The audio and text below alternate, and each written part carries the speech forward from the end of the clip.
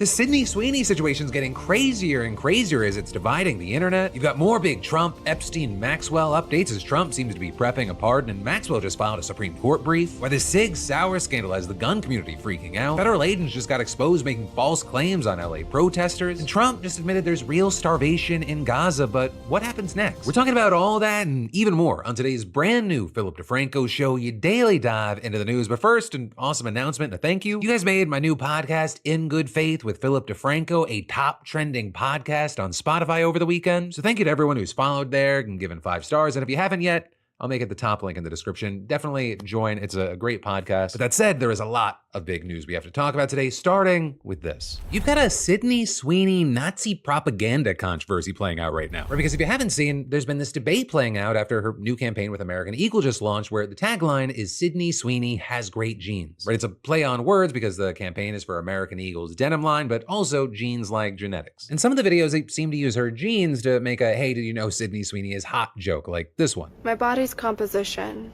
is determined by my genes. Hey, eyes up here. Sydney Sweeney has very genes. But then you've got a number of people feeling like others have a much different tone. Genes are passed down from parents to offspring, often determining traits like hair color, personality, and even eye color. My genes are blue.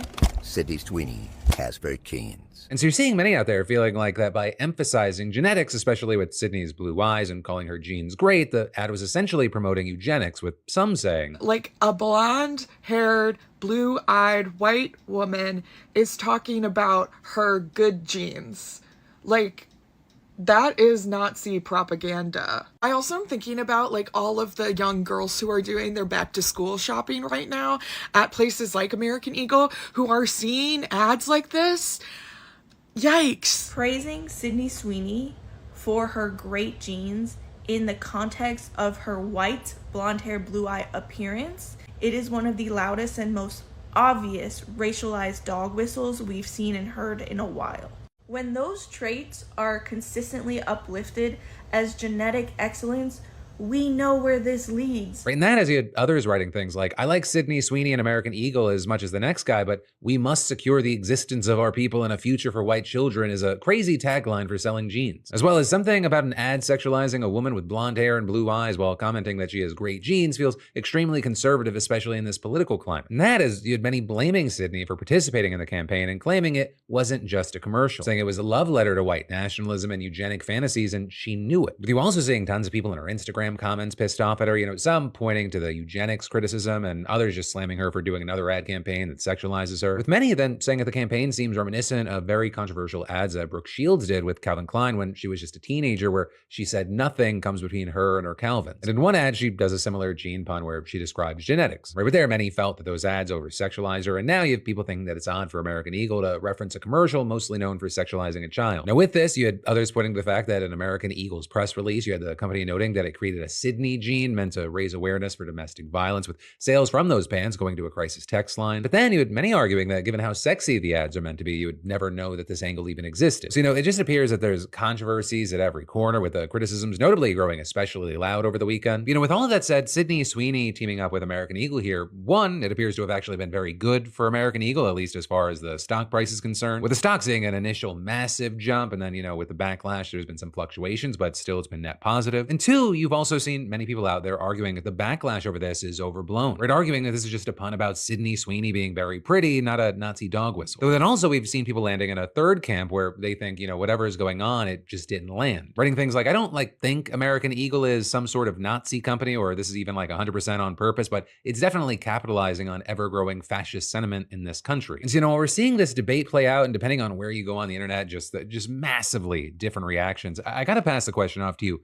What are your thoughts here? Which of these 3 camps are you landing in, and why? And then, next up in the news, you've got Trump's Jeffrey Epstein, Ghislaine Maxwell scandal growing, getting worse, and now taking on new crazy forms. Right, because you have Trump out there shouting, we had the greatest 6 months of any president in the history of our country, and all the fake news wants to talk about is the Jeffrey Epstein hoax. Trump seems to only be getting more and more exasperated as the Jeffrey Epstein scandal just won't die, with nearly a dozen sources telling the Washington Post that top White House officials underestimated the outrage, especially from Trump's own base, and he had hoped that the country would would forget about the Epstein files and just move on. But now, according to two people familiar with his thinking, the president's becoming increasingly frustrated with his administration's handling of the scandal, and he is concerned that it is overshadowing his agenda. And that concern, it's well-founded, as you've seen reporters pestering him with questions about Epstein at pretty much every single press conference since the DOJ memo. For example, one asking about the DOJ's meeting with Ghislaine Maxwell during Trump's briefing alongside the Philippines president last week. I didn't know that they were going to do it. I don't really follow that too much. It's sort of a witch hunt. And then you had another asking about the same thing ahead of Trump's meeting with the EU's president on Sunday. I don't know anything about the conversation. I haven't really been following it. You make it a very big thing over something that's not a big thing. And then during the meeting itself, after Trump revealed a US-EU trade deal, another reporter brought up Epstein again with this question. Mr. President, was part of the rush to get this deal done to knock the Jeffrey Epstein story out? Oh, you got to be kidding with that.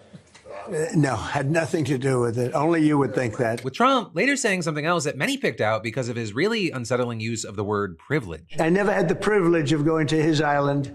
And I did turn it down, but a lot of people in Palm Beach were invited to his island. And so now the White House is reportedly really fraying internally over the issue, with one person close to the situation saying this is a pretty substantial distraction. While many are trying to keep the unity in many ways, the DOJ and FBI are breaking at the seams. Many are wondering how sustainable this is going to be for all the parties involved, be it the FBI director or attorney general. Which really brings us to what options are left for Trump here. Because first, he tried telling his base to just shut the hell up about Epstein and forget about it. Are you still talking about Jeffrey Epstein? With Trump calling the people that cared about this stupid and weaklings, among other things. Right, and then when that didn't work, he tried offering them a few small appeasements, like releasing the jail cell footage, moving to unseal the grand jury testimony, or squeezing something out of Ghislaine Maxwell. I just wish her well, frankly. And then when that didn't work, he was like, what other shiny things we got? What about MLK files, treason allegations against Obama, a new probe into James Comey, and anti-woke battle against the Washington Commanders? Barack Hussein Obama, have you heard of him? And while some of that, especially the Obama stuff, has gotten more of his people in line, it has clearly not worked as a whole, with many seeing all these things as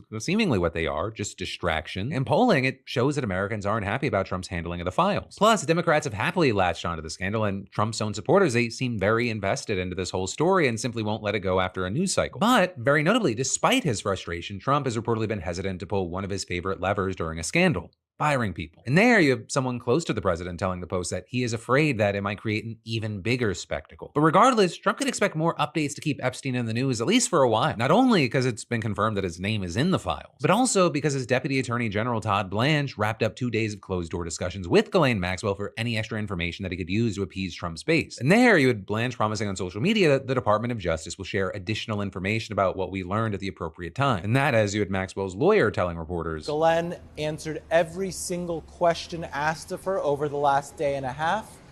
She answered those questions honestly, truthfully, to the best of her ability. But then notably, he added that Maxwell had supposedly been treated unfairly for the past 5 years. She didn't get a fair trial. We're still appealing to the Supreme Court. Remember, a juror lied to get onto the jury. She was denied bail. She was treated worse than an animal would be treated in jail when she was first held, woken up every 15 minutes. So we're just trying to get through the process where we are now and get her some relief. With him then going on to appeal to the president directly, claiming that the government previously promised not to prosecute Maxwell and suggesting that Trump, as a great deal maker, wouldn't break a promise like that. Which, in addition to other things, has led many to wonder whether Trump's going to pardon her in exchange for information, perhaps her silence, or even in an attempt to exonerate him while maybe weaponizing her against his enemies. And when a reporter asked him about this on Friday, we saw this play out. Would you consider a pardon or a commutation for Ghislaine Maxwell?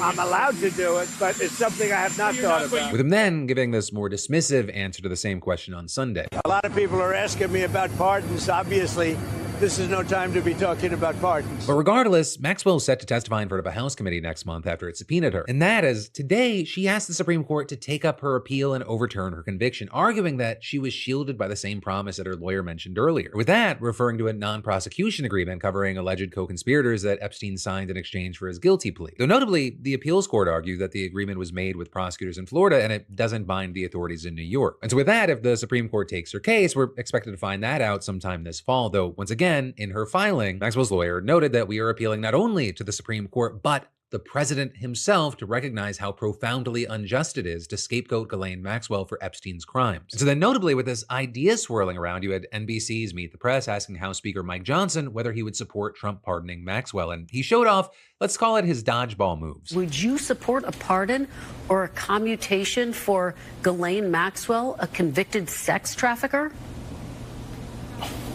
Well, I mean, obviously that's a decision of the president. He said he had not adequately considered that. I won't get in front of him. That's not my lane. If you're asking my opinion, I think 20 years was a pittance. I think she should have a life sentence at least. Then also that same day, Meet the Press interviewed GOP Representative Thomas Massie, who's become one of the most vocal critics of Trump and party leadership in recent weeks, with him previously criticizing Johnson for sending the House home for its 6-week summer recess early in an apparent effort to prevent them from voting to force Trump to release the Epstein files. And in response to the outrage, you had Johnson accusing Massie and others of trying to inflict political pain on their own party. But on Sunday, you had Massie shooting back with this. I don't know why it should be politically painful to be transparent. Is the pain he's talking about that somebody in our party will be embarrassed by those files? Then that's not a good excuse. Now later, you had Johnson defending himself by attacking the motion that Massie and Ro Khanna wanted to vote on. House Republicans insist upon the release of all credible evidence and information related to Epstein in any way. But we are also insisting upon the protection of innocent victims.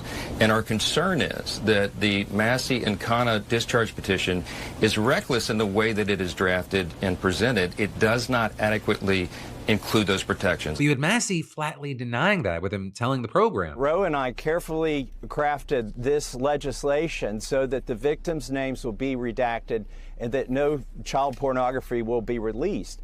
So they're hiding behind that. Right, and then while all that's playing out, you have the two people who sparked this whole Epstein saga in the first place, right? FBI Director Kash Patel and Deputy Director Dan Bongino. According to two sources who spoke to the Post, they've privately said that if they were in charge, they would have released the files while redacting victims' identifying information. And so with all that, this Epstein saga is shaking up to be one of the stickiest political scandals that Donald Trump has maneuvered through so far, which is really saying something, because just over the past 6 months, I mean, it's not even all of them, but you had Signalgate, Kilmar Abrego Garcia, the Qatar plane bribe, the Elon Musk feud, but all of those stories, they ended up blowing over within a couple of weeks. So some of the questions remaining is, will this Epstein episode eventually fade away like all the others, or is this going to be kind of one of those scandals that Trump just can't shake? Especially as you have more and more people arguing that it appears that Donald Trump is telegraphing a pardon for Maxwell. And then you've got more news in just a minute, but first, let's talk focus. Right? Who doesn't need a little help getting in the zone these days? Because I know I do. Between news updates, emails, the never-ending flow of information, it can be tough to concentrate. That is, until today's sponsor, Brain.fm, which has been a game changer for me. I've tried all the solutions, random playlists to background noise from YouTube, but nothing helped me stay focused. Thing is, unlike those random playlists, Brain.fm's music, it's designed by scientists to sync with your brain's patterns, boosting your productivity. They've got different modes like deep work, creative, and motivation tailored to what I need at the moment. And for anyone who has ADHD, they have a mode specifically made for that. And for me, it just feels like it's helped me stay on track. I get in the zone faster and stay there longer. It's what I've been using as I've been setting up podcasts, expanding the network. It's been great. Plus, Brain.fm's technology was awarded a National Science Foundation grant for improving focus, which is super impressive. Even recently published a study in Nature that shows their music boosts attention networks and helps improve task performance. And again, especially for those with ADHD, even for folks like me, it's been a lifesaver when I need to get stuff done and when I want to relax or fall asleep. And say, if you want to try it for yourself, this is awesome. Get 30 days free by going to brain.fm/DeFranco or scan that QR code. That's brain.fm/DeFranco for a month of productivity boosting music. And then next up in the news, we've got to talk about how you have a 21-year-old airman dead and the weapon meant to protect him may actually be to blame, with now widespread accusations and viral videos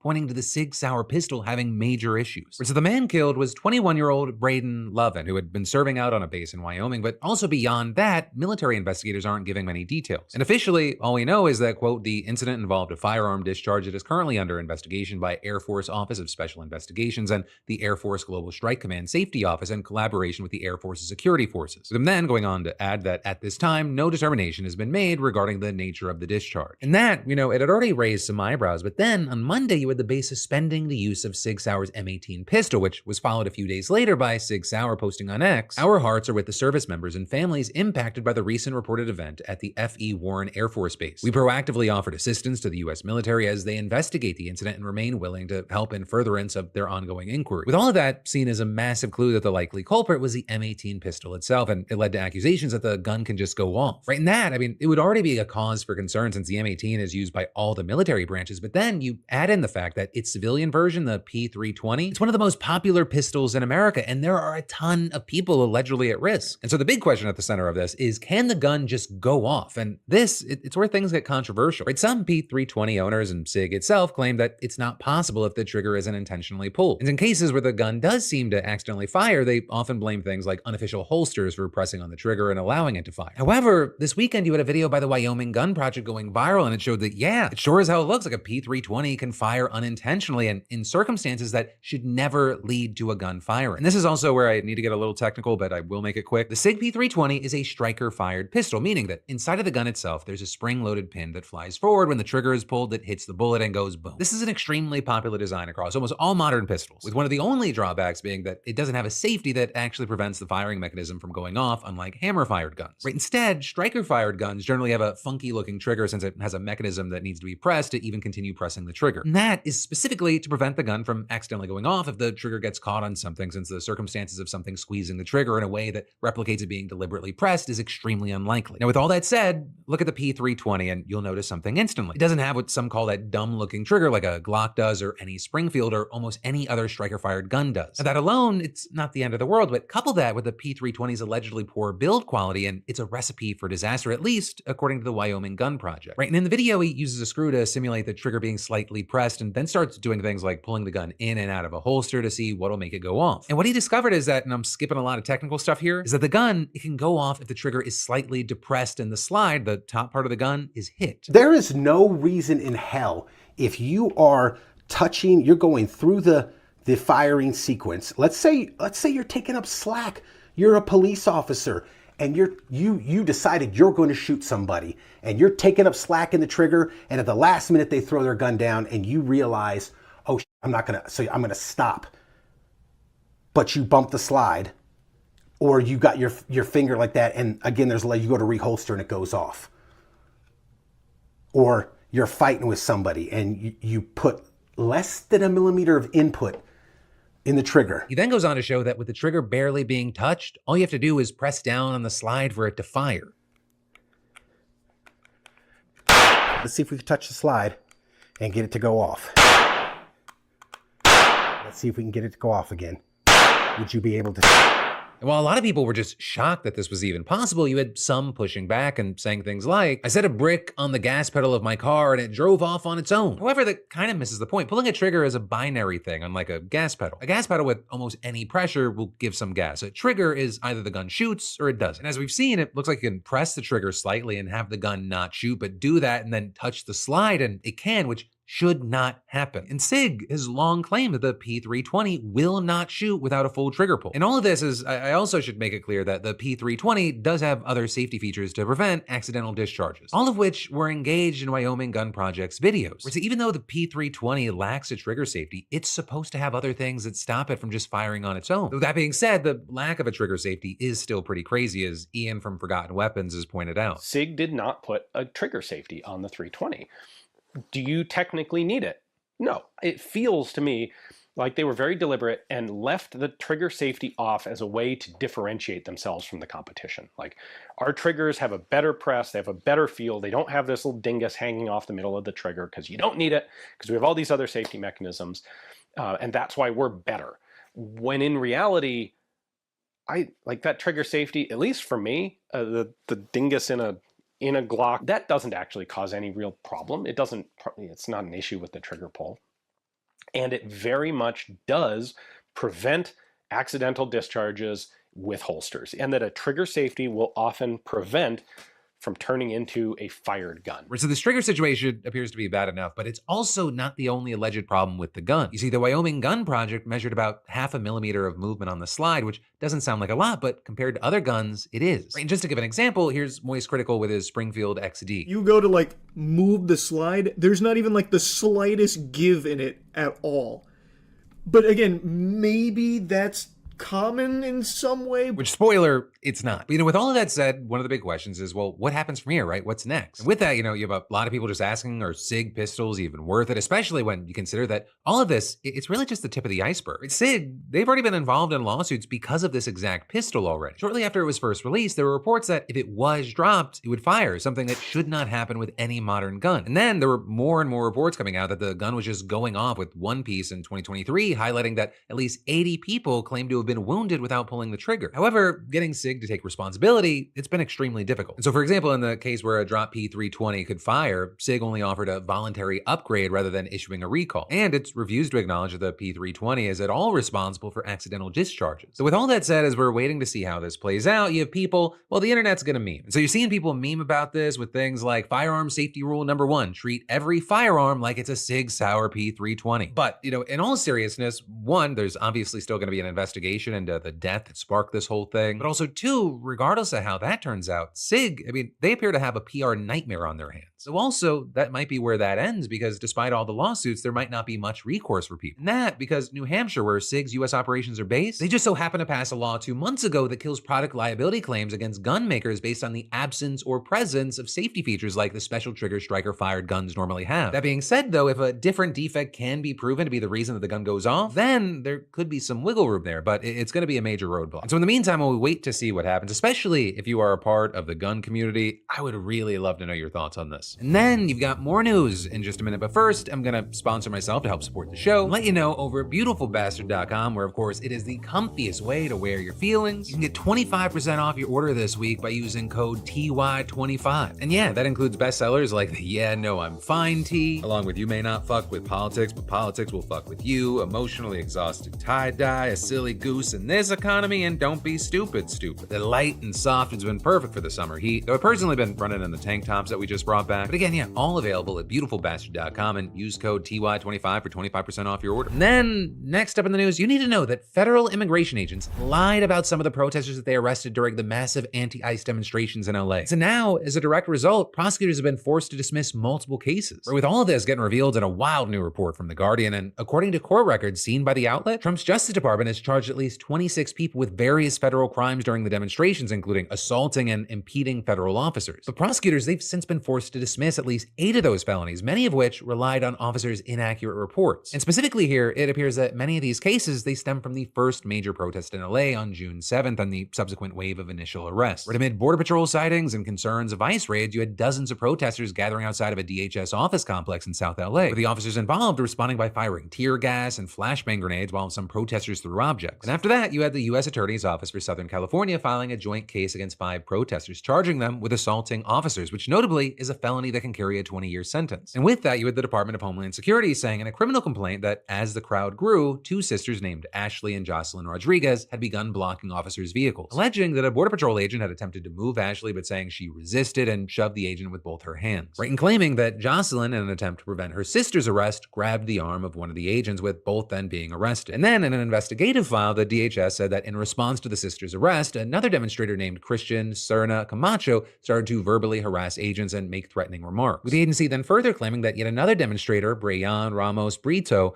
then pushed an agent in the chest. And at that point, a 5th person, Jose Maljica, responded by using his body to physically shield Ramos Brito and then elbowed and pushed agents before both men were subdued and arrested by agents. But then, according to The Guardian, later reports by the DHS itself, quote, reveal multiple factual discrepancies in the narrative initially presented by officers and prosecutors. Right, and so for example, while all 5 protesters were charged jointly, with the agency suggesting that the 3 men attacked agents in response to the sisters' arrest, records show that the women were actually arrested in an entirely separate incident. An incident that happened after the men had literally already been detained, with them reporting that a Border Patrol agent who had served as a key witness and was considered considered a victim of the assaults, quote, appeared to initially give inaccurate testimony about the order of events. Then later, when questioned, the agent clarified the timeline with the correct series of events also being corrected by a supervisor on the scene who apologized for the error, or with them chalking it up to the chaos of the events of that day. But then beyond that, The Guardian also viewed several videos that appeared to contradict DHS's initial version of events, with the outlet reporting that, quote, chaotic social media footage of the arrest of the sisters appeared to show an officer pushing Ashley, prompting her to briefly raise her hand, at which point two agents grabbed her and took her to the ground, and adding that Jocelyn was then seen briefly touching the arm of one of the agents on top of her sister, with them adding it's unclear who the DHS and the Justice Department were alleging were the victims in their purported assault. And then, in addition to that, DHS records show that a Border Patrol agent seen in the video standing near the sisters had received an email from a supervisor who said he was, quote, trying to tie that whole event together for prosecution and looking into a rumor that Ashley may have shoved this agent. But the agent told the supervisor she had just told Ashley to move and she didn't explicitly say Ashley had shoved her. But that also isn't the only video that appears to call the DHS's initial narrative into question. The Guardian also says that it viewed footage that appears to directly contradict the claim that Mojica and Ramos Brito had physically assaulted the federal agent. Reportedly, a DHS special agent noted in a later report that defense lawyers had presented video they said was in direct contrast to the facts alleged in the initial complaint, with The Guardian then going on to claim that the footage, quote, appeared to show an agent pushing Ramos Brito, not the other way around, before he was taken to the ground along with Mojica, who was also not seen in the footage shoving or assaulting agents. And so as a result, within 2 weeks of the initial charges, the U.S. Attorney's Office filed motions to dismiss the cases against the two sisters as well as Mojica and Ramos Brito. Though the office, they only said that the charges had been dismissed, quote, in the interest of justice, but not providing any further explanation. And with all that said, the DOJ has since filed a new case against the sisters, charging each of them with a single misdemeanor, alleging they, quote, assaulted, resisted, opposed, impeded, intimidated, and interfered with Border Patrol. Though notably here, the agency hasn't provided any further details and the sisters have pleaded not guilty. Also, the department reportedly filed a misdemeanor indictment against Ramos Brito, but then they later said that it was erroneous and they rescinded it, only to refile it again in a different format. But like the sisters, he has also pleaded not guilty to the new charge. Also, Mojica, who notably claimed he was injured during his arrest, has not been charged again. And in fact, Serna Camacho is the only one of the 5 defendants whose original charges are still pending, but even his case has been an absolute fucking mess. He was arrested 4 days after the protest after 2 unmarked vehicles rammed his car while his toddler and infant were inside and then deployed tear gas. It ended up being this high-profile incident that went viral after DHS shared the video on social media, sparking massive backlash. That said, the DHS has firmly defended the arrest, claiming that he had punched a Border Patrol officer at the protest and attempted to flee when officers tried to arrest him. Serna Camacho has denied those allegations, pleading not guilty in court, and according to The Guardian, while video from the protest showed him scuffling with an officer and raising his hand at one point, they said it's unclear if he made contact with the officer. And then beyond that, when Serna Camacho showed up to a recent arraignment, he reportedly learned that part of his indictment had named the wrong defendant entirely, with The Guardian describing it as a stunning error that has jeopardized one of the government's most high-profile cases. And actually, because of the delays caused by the error, Serna Camacho's lawyers have argued that the government's 30-day window to indict him have passed, so the case has to be dismissed, which in part is why we've seen many people slamming the handling of the case, especially because it's become so significant to the Trump administration due to the viral video. With one expert explaining, this is an extraordinary mistake and a dangerous embarrassment. The U.S. Department of Justice is supposed to be the pinnacle of professional and responsible criminal prosecution. When you can't get the name right, it calls into question all other factual assertions in those documents. It's way beyond a clerical error. It's smoke where there is likely fire. And so the whole situation with people being charged on false and misleading statements from federal officials, I mean, that is really wild. But it also comes amid reports that Bill Asaley, the Trump-appointed U.S. Attorney for Southern California, has been struggling to secure grand jury indictments in protest cases. And last week, you had the Los Angeles Times reporting that his office had filed felony cases against at least 38 people for alleged misconduct, but many have been dismissed or reduced to misdemeanor charges, and they added, in total, he has secured only 7 indictments, which usually need to be obtained no later than 21 days after the filing of a criminal complaint. And then noting 3 other cases have been resolved via plea deal, with sources reporting that Asaley recently became so irate that he could be heard screaming at prosecutors at the federal courthouse in LA after a grand jury refused to indict a protester facing felony charges. And they claimed that he had yelled at a subordinate to ignore the federal government's justice manual, which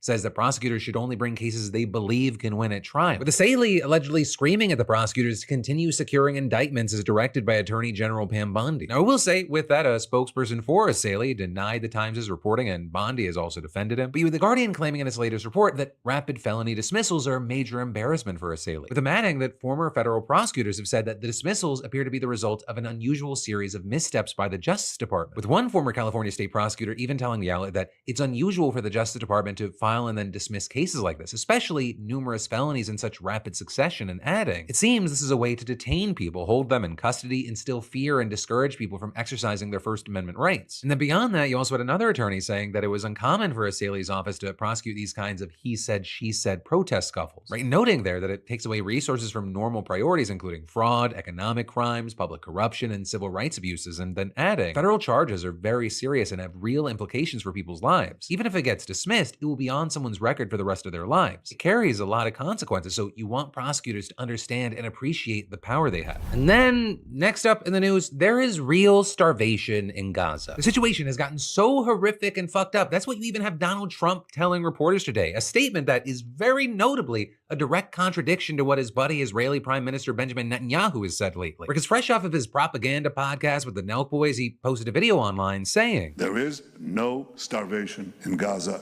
no policy of starvation in Gaza, and I assure you that we have a commitment to achieve our war goals." But today, while speaking to reporters with UK Prime Minister Keir Starmer, you had Trump being asked if he agrees with Netanyahu's statement there, and he said, I don't know. I mean, based on television, I would say not particularly, because those children look very hungry, but we're giving a lot of money and a lot of food, and other nations are now stepping up. I know that this nation is, right? It's here. a humanitarian crisis. Right. It's an absolute catastrophe. with Trump also later saying, We can save a lot of people. I mean, some of those kids that's real starvation stuff. I see it. And you can't fake that. So we're going to be even more involved. And then when it came to talks for deals, he did place some blame on Hamas, claiming that they're using the remaining hostages as a shield. But he overall referred to the situation in Gaza as a mess and emphasized a need for food distribution. And with that, you even had him saying that the U.S. will open up food centers, though details there are yet to come. Right, and all of this, it's notably coming in as over the past couple of days, starvation in Gaza has dominated the headlines. And according to the health ministry in Gaza, malnutrition has killed 147 people, including 88 children since the war began, with 14 reportedly dying in just the last day or so. And that is the UN's World Food Program has warned that 100,000 women and children urgently need treatment for malnutrition, and that almost 1/3 of people in Gaza, they haven't eaten for days. Right, and over the weekend, you had multiple outlets sharing devastating images of malnourished children, people trying desperately to get food, and more depictions of hunger there. We then also saw Israel beginning dropping food into Gaza, but aid groups, they fear that it's just not nearly enough to help with the situation. With, for example, a UN aid chief telling BBC that the aid delivered during a military pause was a drop in the ocean, and that the next few days are make or break. And so for now, we are going to have to keep our eyes on the situation, especially because, as always, words are words and actions are actions. And while you have many in noting that it appears that Donald Trump is actually contradicting Netanyahu, you also have plenty of others saying that Donald Trump in the past has said we will take over and own Gaza, and then arguing that at the end of the day, Trump is supporting, if not at the very least, enabling this. But that, my friend, you beautiful bastard, is the end of today's show. But remember, just like last week, you are getting 6 new videos this week. So in addition to Monday, Tuesday, Wednesday, and Thursday, if you come back here on Friday and Sunday, I'll have something waiting for you. Which I will say, it was awesome seeing how many of y'all love those videos. But with that said, stay safe out there, stay sane out there, and I'll see you right back here tomorrow.